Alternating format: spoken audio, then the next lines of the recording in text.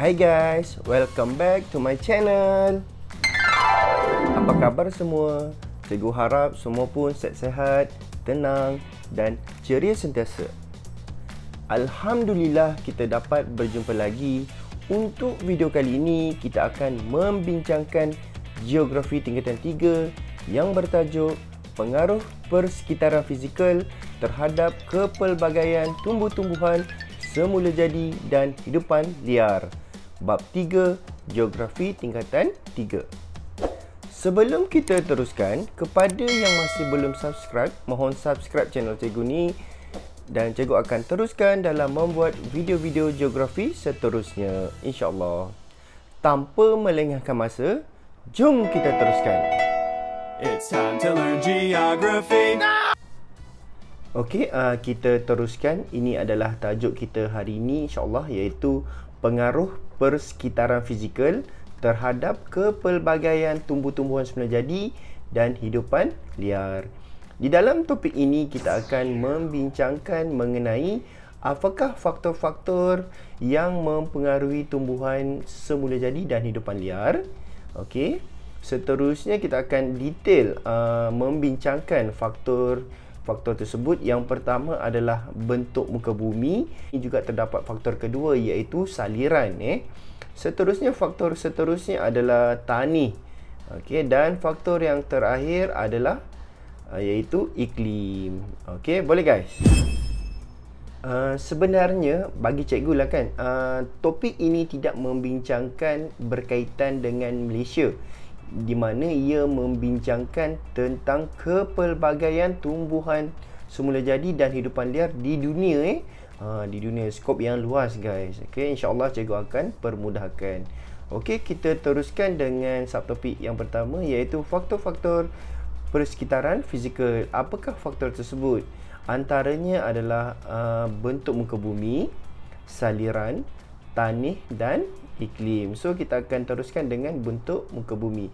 Apakah itu bentuk muka bumi? Bentuk muka bumi merujuk kepada kepelbagaian ciri bentuk muka bumi di sesuatu kawasan. Sama ada dia tanah pamah, tanah tinggi ataupun kawasan yang bersaliran ataupun pinggir pantai. Selain itu, bentuk muka bumi juga merujuk kepada altitude. Altitude merujuk kepada ketinggian sesuatu kawasan daripada aras laut. Okey, itu adalah altitude, merujuk kepada ketinggian. Seterusnya adalah saliran. Saliran merujuk kepada ciri-ciri pola aliran sungai dan cawangannya serta kualiti air yang mengairi sesuatu kawasan dalam bentuk muka bumi. Itu adalah saliran. Okey, merangkumi sungai dan cawangannya. Seterusnya adalah tanah. Okey, tanah merujuk kepada lapisan atas di permukaan bumi yang terhasil daripada dua bahan, iaitu bahan organik dan bahan bukan organik. Kalau bahan organik, ia diperolehi daripada proses perebutan sisa-sisa tumbuhan dan bangkai haiwan. Seterusnya bahan-bahan ini akan menghasilkan humus. Okey, baja semula jadi. Manakala bahan bukan organik melalui proses luluh hawa. Luluh hawa adalah proses pemecahan batuan secara semula jadi. Okey, lalu ia akan menghasilkan tanah. Okey, sekiranya you all akan menyambung pengajian dalam geografi, you all akan belajar detail proses luluh hawa. Faktor seterusnya adalah iklim. Iklim merujuk kepada kombinasi beberapa elemen sepertinya suhu, hujan, angin, tekanan udara dan cahaya matahari. Okey, ia juga merangkumi kelembapan udara serta cahaya matahari dalam tempoh yang panjang di sesuatu kawasan. Okey, dalam tempoh yang panjang di sesuatu kawasan, itu adalah iklim. Ingat, terdapat 4 faktor yang mempengaruhi kepelbagaian tumbuh-tumbuhan semula jadi dan hidupan liar. Yang pertama adalah bentuk muka bumi, seterusnya adalah saliran, tanah dan iklim. Okey, kita akan membincangkan detail faktor pertama iaitu bentuk muka bumi. Jom guys. Okey, kita akan bincangkan detail. Ini adalah faktor pertama yang mempengaruhi kepelbagaian tumbuh-tumbuhan sebelah jadi dan hidupan liar, iaitu bentuk muka bumi. Okey, umumnya terdapat pelbagai bentuk muka bumi di dunia, iaitu tanah pamah, tanah tinggi, pinggir laut dan saliran. First, kita akan fokus kepada tanah pamah. Okey, kawasan tanah pamah di Malaysia, okey, dan juga di Brazil, khususnya di Amazon, terdapat tumbuh hutan hujan tropika. Antara spesies yang terdapat di hutan hujan tropika kalau di Malaysia antaranya adalah pokok meranti, pokok cengal, merbau, manakala di Brazil terdapat spesies pokok wimba dan mahagoni. Seterusnya terdapat juga hutan yang tumbuh, iaitu hutan monsun tropika, khususnya di negara Laos, Filipina, Thailand, Myanmar dan India. Antara spesies yang tumbuh di hutan monsun tropika, contohnya di Thailand adalah jati dan cendana. Sebab tu di Malaysia kita paling banyak import perabot jati, sebab jati bukan spesies di Malaysia. Seterusnya adalah hutan conifer. Hutan conifer tu merujuk kepada pokok Christmas tu, guys. Okey, di mana yang paling banyak tumbuh di Kanada. Kanada. Antara kepentingan tanah pamah adalah menjadi sumber makanan. Well, tanah pamah kan subur, so banyak tumbuhan. Ia juga menjadi habitat kepada hidupan liar. Okey, contohnya apa, guys? Harimau, gajah, orang hutan dan macam-macam lagi lah.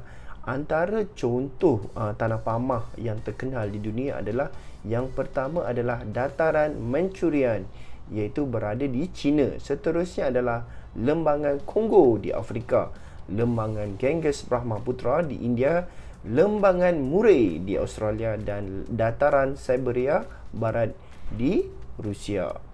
Okey, boleh guys? Itu adalah tanah pamah. Seterusnya kita akan fokus kepada tanah tinggi. Tanah tinggi adalah kawasan yang beraltitude melebihi 180 meter. Cikgu dah terangkan tadi kan, altitude merujuk kepada ketinggian sesuatu kawasan daripada aras laut. Okey, kawasan itu boleh dikategorikan sebagai tanah tinggi apabila berada lebih 180 meter daripada aras laut.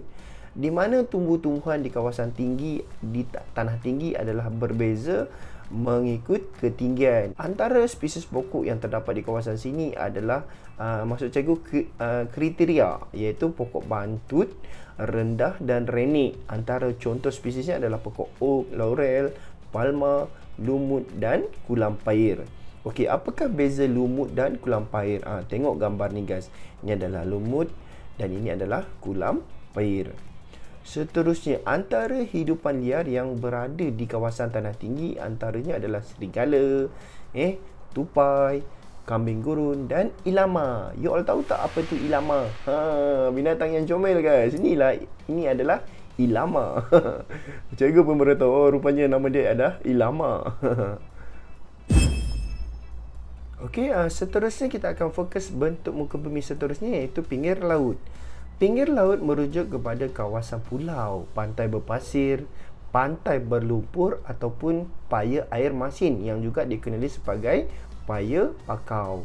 Di mana tumbuhan yang terdapat di kawasan ini adalah berbeza mengikut jarak dari laut. Antara spesies yang terdapat di hutan pinggir laut adalah bintangor laut, jemerlang laut, mengkuang laut, pokok ru, pokok bakau dan pokok kelapa. Selain itu, di pinggir laut terdapat juga tumbuhan menjalar. Contohnya adalah tapak kuda. Ini adalah contoh tapak kuda guys. Seterusnya, faktor seterusnya bentuk muka bumi adalah saliran. Okey, di mana umumnya terdapat dua jenis saliran, iaitu kawasan bersaliran baik dan bersaliran buruk. Kawasan bersaliran baik merujuk kepada air yang tidak bertakung, di mana air itu akan mengalir di kawasan tersebut. Ia merangkumi kawasan yang beralun. Okey, di kawasan bersaliran baik biasanya subur dan ditumbuhi dengan pelbagai tumbuhan. dan juga merupakan habitat pelbagai hidupan liar guys, iaitu kawasan bersaliran bayi. Seterusnya, kawasan bersaliran buruk. Kawasan bersaliran buruk merujuk kepada kawasan yang rendah di mana air sentiasa bertakung di kawasan tersebut. Kawasan bersaliran buruk terbahagi kepada dua, iaitu kawasan paya air tawar dan paya air masin. Kalau paya air tawar ni dia berada di kawasan pedalaman lah. Contohnya kalau di Malaysia, Tasik Bera dan Tasik Chini. Manakala paya air masin berada di pinggir laut, juga dikenali sebagai paya bakau.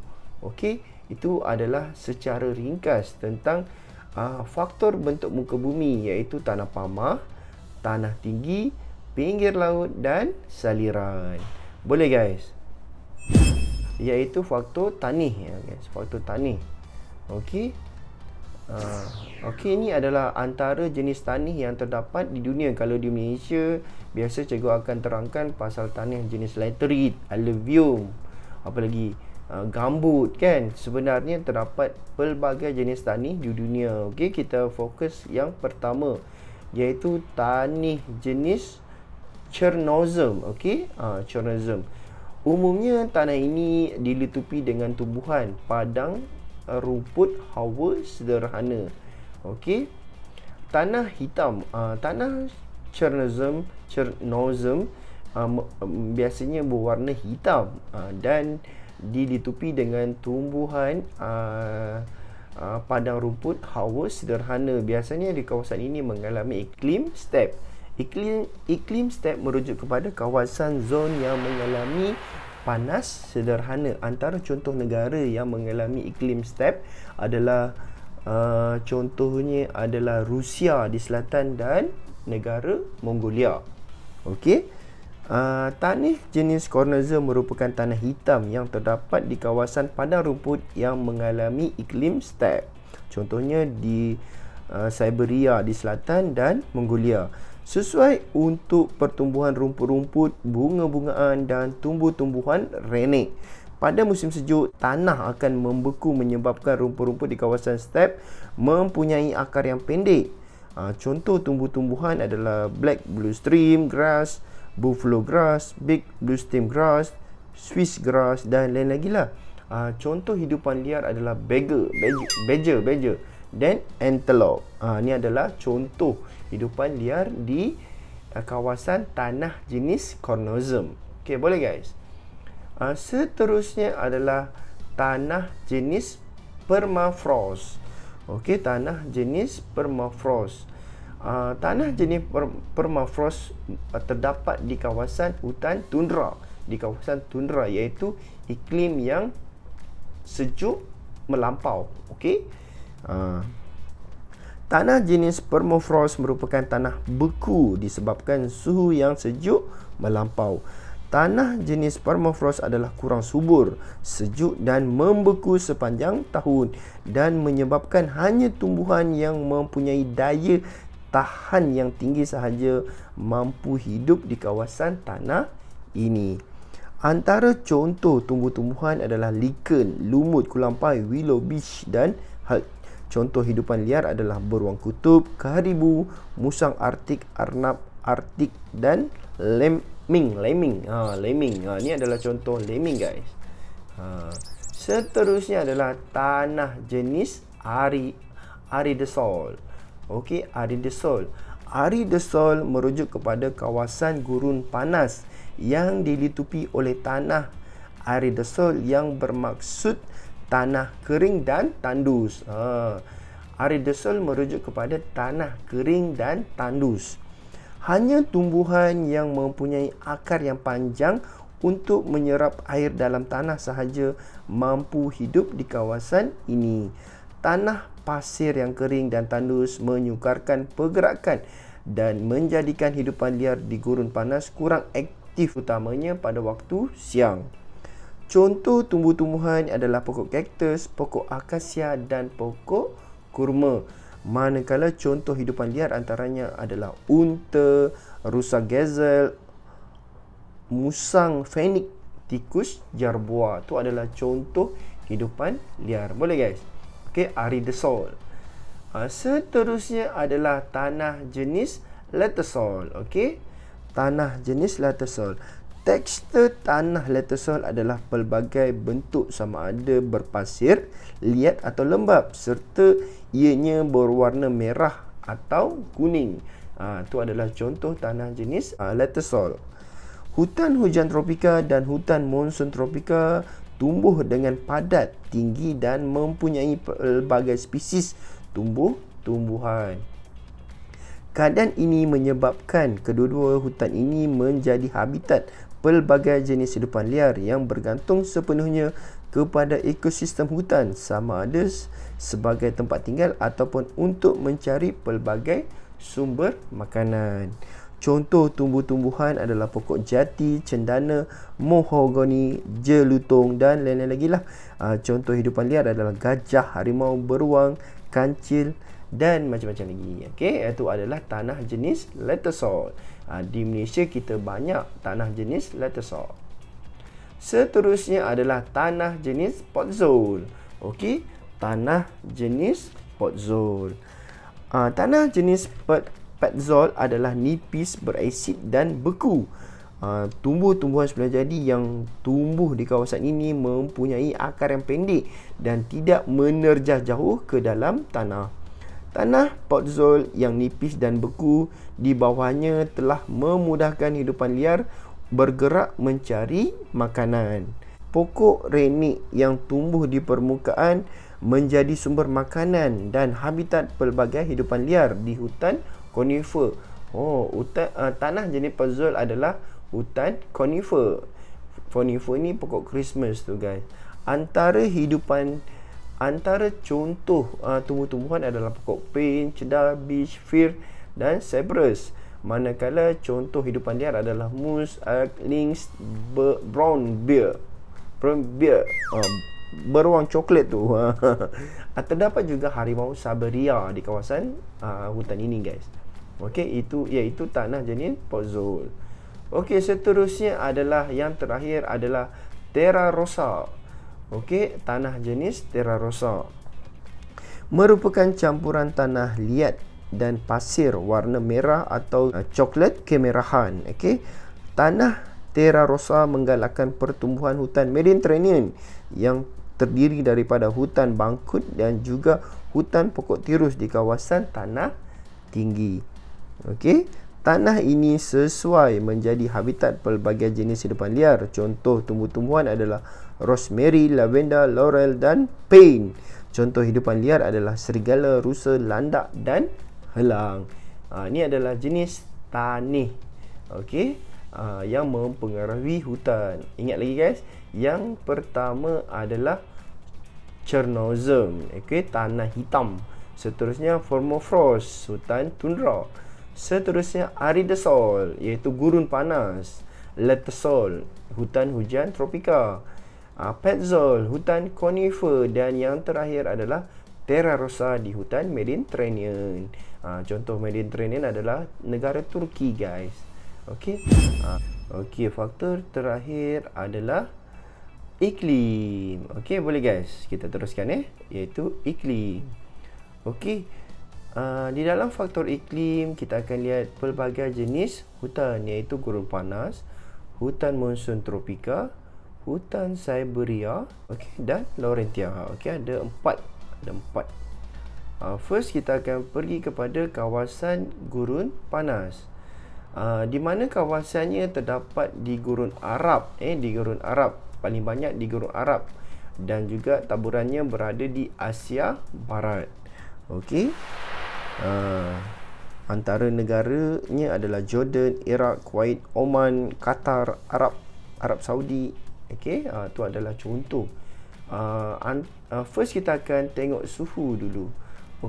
Min suhu tahunan. Min suhu tahunan merujuk kepada purata. Purata suhu tahunan di kawasan gurun panas adalah 25 darjah Celsius. Kerana pada waktu siang suhunya agak tinggi, iaitu antara 32 hingga 36 darjah Celsius. Tetapi suhu ini akan jatuh pada waktu malam sehingga 5 darjah Celsius. Kenapa ini berlaku? Disebabkan di kawasan gurun kurang litupan awan. Okey. Manakala julat suhu tahunan, julat merujuk kepada perbezaan. Okey. Julat suhu tahunan adalah besar, iaitu antara 17 hingga 20 darjah Celsius. Okey, seterusnya adalah angin. Di kawasan gurun panas terdapat angin timuran, tetapi angin ini adalah angin yang panas dan kering serta tidak membawa hujan. Sebab itu bacaan hujan di kawasan gurun panas adalah kurang 250 mm setahun. Antara tumbuhan yang terdapat di kawasan gurun ni adalah pokok kaktus, rumput alfalfa, pokok gaf dan macam-macam lagi lah. Antara hidupan liar antaranya adalah tikus jerboa, ox macam mana sebut ni, ox, laba-laba, musang fenik, rusa gazelle dan unta. Itu adalah kawasan yang beriklim gurun panas. Okey, seterusnya jap cikgu hilangkan dulu seterusnya kita akan fokus kepada iklim monsun tropika. Okey, di manakah kawasan yang beriklim monsun tropika? Kawasannya adalah di India, Sri Lanka, Bangladesh, Thailand, Myanmar dan Laos. Okey, di mana kawasan ini mempunyai suhu iaitu antara 24 hingga 27 darjah Celsius. Okey, bacaan hujannya adalah tinggi antara 1000 hingga 2000 mm setahun. Ia adalah lebat tetapi tidak sekata, guys. Okey, hujan yang turun adalah tidak sekata. Sistem angin, terdapat dua sistem angin di monsun tropika, iaitu angin monsun lembap dan angin monsun kering. Angin monsun lembap bergerak daripada laut ke kawasan daratan dan membawa hujan, guys. Angin monsun lembap membawa hujan. Manakala angin monsun kering, dia bergerak daripada darat ke laut dan ia hanyalah angin yang kering dan tidak membawa hujan. Boleh, guys, angin monsun lembap dan angin monsun kering. Seterusnya, antara tumbuh-tumbuhan yang tumbuh di kawasan yang beriklim monsun tropika adalah pokok jati, pokok cendana, mahogani dan lain lagi. Manakala contoh hidupan liarnya adalah harimau, gajah, biawak, monyet dan macam-macam lagi lah. Okey, itu antara hidupan liar. Seterusnya adalah iklim jenis Siberia. Okey, di manakah kawasan yang mempunyai iklim Siberia? Siberia adalah iklim sejuk. Kawasannya adalah utara Asia dan iaitu di Siberia lah, Rusia dan beberapa kawasan di Eropah. Kawasan ini mempunyai suhu musim panas yang pendek, di mana kalau tak silap ada 3 bulan sahaja musim panas. Iaitu pada musim panas suhu yang dicatatkan adalah 15 hingga 20 darjah Celsius, guys. Manakala musim sejuk agak panjang, kalau tak silap 6 hingga 8 bulan. Negatif 17 hingga negatif 5 darjah Celsius. Julat suhu tahunan di kawasan ini adalah sangat tinggi, iaitu 30 hingga 50 darjah Celsius. Okey, terdapat sistem angin di kawasan Siberia, iaitu angin barat daya. Hujannya tidaklah banyak, iaitu 500 mm setahun dan turun dalam bentuk salji. Antara tumbuh-tumbuhan yang tumbuh di kawasan Siberia adalah pokok pen merah, pokok beech, okey, dan lain-lain lagi lah. Okey, antara hidupan liar yang hidup di kawasan Siberia adalah martins, beruang kutub, harimau Siberia, Siberian wolf, serigala dan lynx. Itu antara Siberia.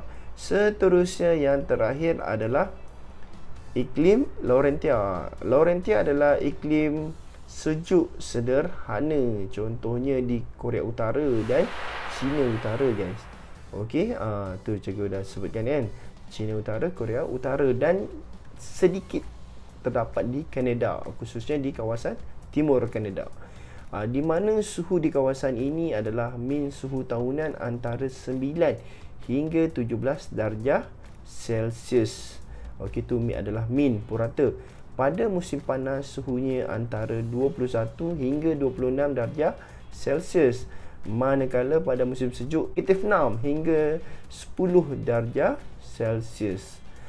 Sistem angin yang terdapat di Laurentia adalah arus sejuk dan angin monsun barat laut. Hujan turun sepanjang tahun, di mana jumlah catatan hujan adalah antara 500 hingga 1000 mm setahun. Kebanyakan hujan turun pada musim panas. Pada musim sejuk turun dalam bentuk salji. Antara tumbuh-tumbuhan yang terdapat di iklim Laurentia adalah pokok maple, pokok fir, pokok beech, yellow beech. Okey, manakala hidupan liar yang terdapat di kawasan Laurentia adalah beaver, okey, Canadian goose, chipmunk, tupai guys. Northern, macam-macam lah payah cikgu nak sebut ni. Ini adalah contoh hidupan liar yang terdapat di Laurentia. Boleh guys? Okey, alhamdulillah.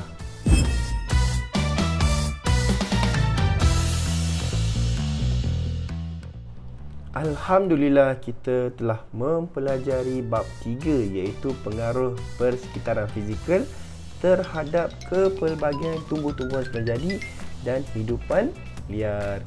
Cikgu harap you all faham guys. Sekiranya you all ada soalan, boleh tanya cikgu, sila tulis di ruang komen di bawah. InsyaAllah cikgu akan balas. Okey, kepada pelajar-pelajar, you all boleh membuat latihan. Cikgu ada sertakan link di ruang description guys. Okey. Kepada sesiapa yang masih belum subscribe, sila subscribe dan juga akan teruskan membuat video-video geografi seterusnya. Okey, cikgu rasanya itu sahaja yang ingin cikgu sampaikan. InsyaAllah kita akan berjumpa lagi pada video-video seterusnya. Wabillahi wa taufiq wal hidayah. Wassalamualaikum warahmatullahi taala wabarakatuh. Bye guys.